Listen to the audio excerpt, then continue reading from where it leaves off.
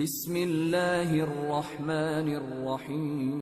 Samsung کا مالک کا عبرتناک کہانی کاش میں سان سے بھی خرید سکتا۔ 25 اکتوبر 2020 عیسوی کا دن تھا۔ ڈاکٹر نے مریض کا بازو سیدھا کیا اور مایوسی سے سر ہلا دیا۔ بیٹے نے آہستہ آواز میں پوچھا، کیا کوئی چانس نہیں؟ ڈاکٹر نے جواب دیا، سر اب نہیں، ہمیں وینٹیلیٹر بند کرنا ہوگا۔ بیٹے نے سر نیچے کیا اور آہستہ آہستہ چلتا ہوا کمرے سے باہر نکل گیا۔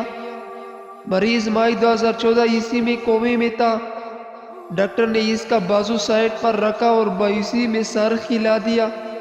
سامسنگ کا مالک مر چکا تھا، لیکن مرنے کے باوجود اس کا اکاؤنٹ میں $20 بلین تھے اور یہ $350 بلین کی کمپنی کا مالک تھا، مگر $350 بلین کی کمپنی اور $20 بلین کی اکاؤنٹ موت کا مقابلہ نہ کر سکے۔ سامسنگ کا مالک کی عبرتناک کہانی۔ میرے عزیز بھائیوں اور بہنوں، پورا ویڈیو دیکھیے، زندگی بدل دینے والا عبرتناک کہانی ہے۔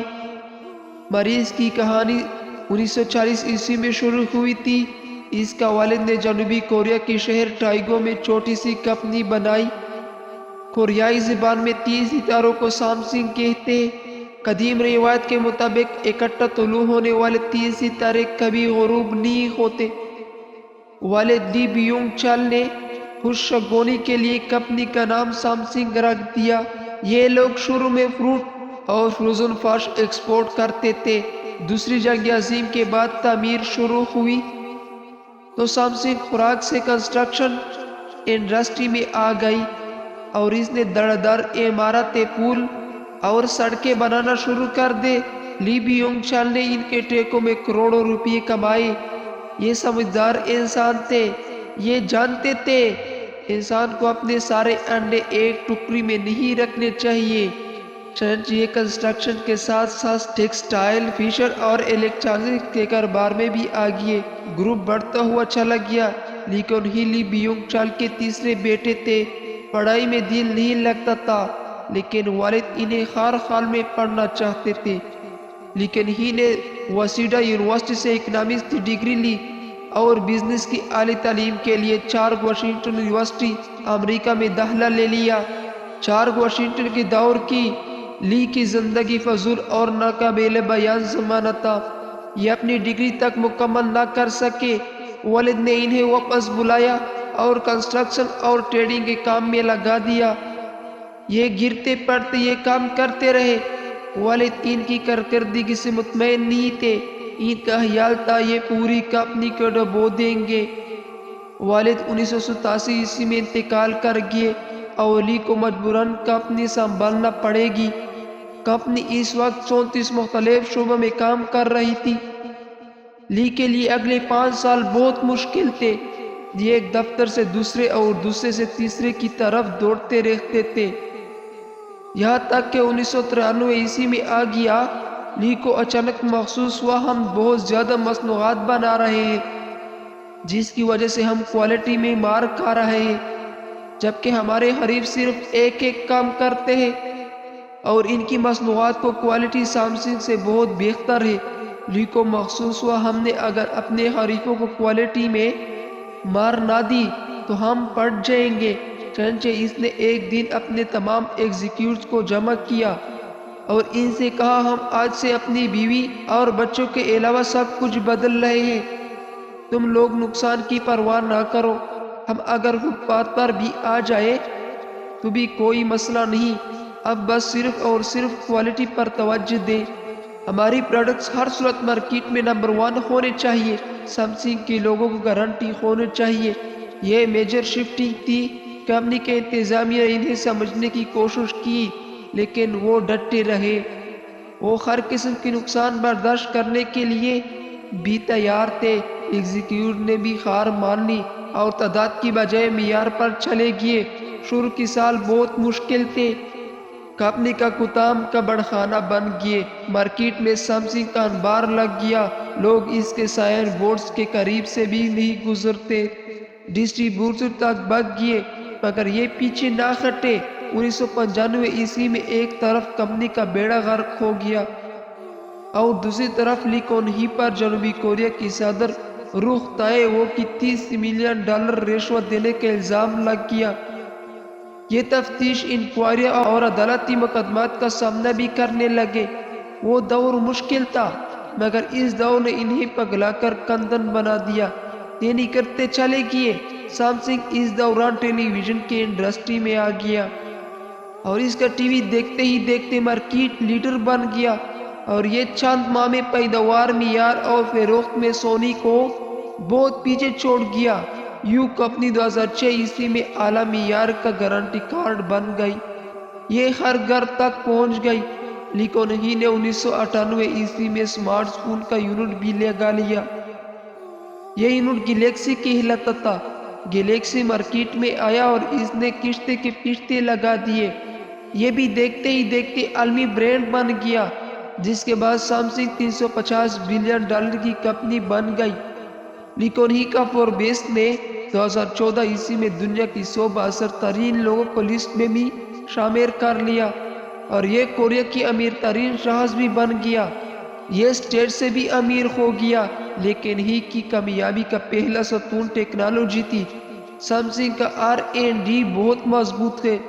اس نے اعلیٰ ترین سافٹ ویئر اور ہارڈ ویئر انجینئرنگ بھرتی کر رکھے ہیں، جن کی وجہ سے یہ گروپ پچھلے 10 برسوں سے مارکیٹ کو لیڈ کر رہا ہے۔ دوسرا، یہ گروپ معیار پر کمپرومائز نہیں کرتا۔ اب ان کا کوئی پروڈکٹ اٹھا کر دیکھ لے، پیکنگ سے لے کر سائز تک، آپ کو اس کا معیار حیران کر دے گا۔ اور تیسرا، لیکن ہی خرید و فروخت کا ایکسپرٹ تھا۔ یہ راستے کی ہر ریکارڈ خرید کر یا گرا کر آگے نکل جاتا تھا۔ یہ جنوبی کوریا کی قوانین تک بدل دیتا تھا۔ یہ اپنی مرضی کی حکومت بھی لے آتا تھا اور اعلیٰ عدالتوں کے جج بھی بدل دیتا تھا۔ چنانچہ یہ اسٹیٹ کے اندر ایک اسٹیٹ بن گیا، اور یہ اسٹیٹ اصل اسٹیٹ سے بڑی اور مضبوطی تھی۔ اب جنوبی کوریا کی تاریخ نکال کر دیکھ لے، آپ کا ملک کے ہر سیاسی اتار چڑھاؤ کے پیچھے سامسنگ اور لیکن ہی ملے گا۔ یہ درجنوں مرتبہ انکوائریوں، تفتیشوں اور مقدمات کا ہدف بنا۔ اس پر صدر کا رشوت دینے کا الزام بھی لگے، اور اس سیاسی خرید و فروخت کا بیوپاری بھی کہا گیا۔ 2008 میں اس پر ٹیکس چوری کے الزامات ثابت ہو گئے۔ اسے سزا بھی ہوئی، لیکن اس نے عدالت اور حکومت دونوں کو خرید لیا۔ سزا معاف ہو گئی، تاہم اسے انٹرنیشنل اولمپک کمیٹی کا عہد واپس کرنا پڑ گیا۔ یہ پورے کوریا میں بدنام تھا، مگر اسے کوئی ندامت، کوئی پریشانی نہیں تھی۔ یہ میدان میں ڈٹا رہتا تھا۔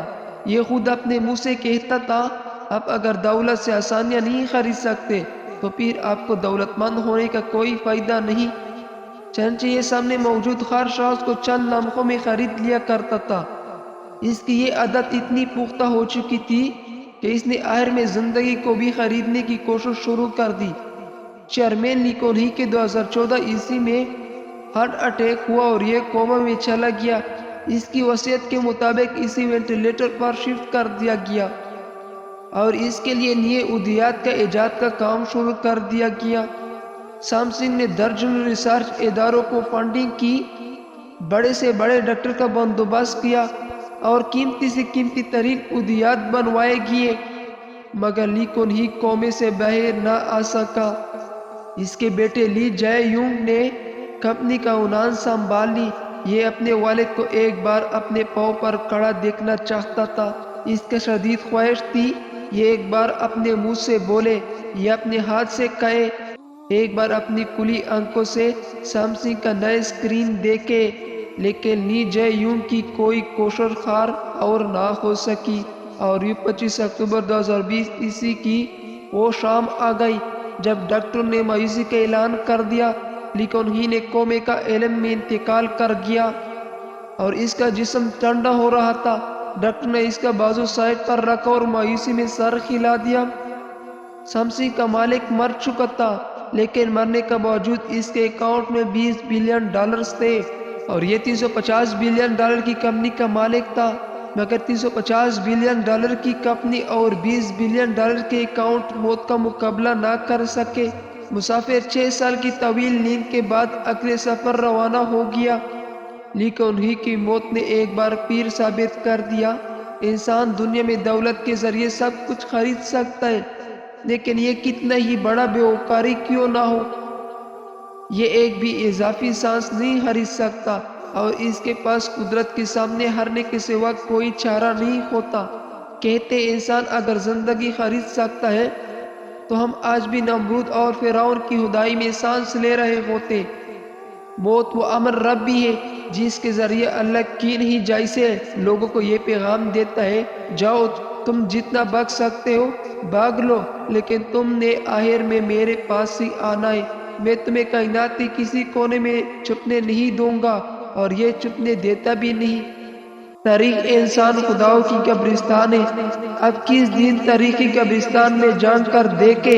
آپ کو ہر قبر میں کوئی نہ کوئی ایسا شخص لیٹا ملے گا جو خود کو نگزیر بھی سمجھتا تھا اور نہ قابل شکست بھی، لیکن پھر کیا ہوا؟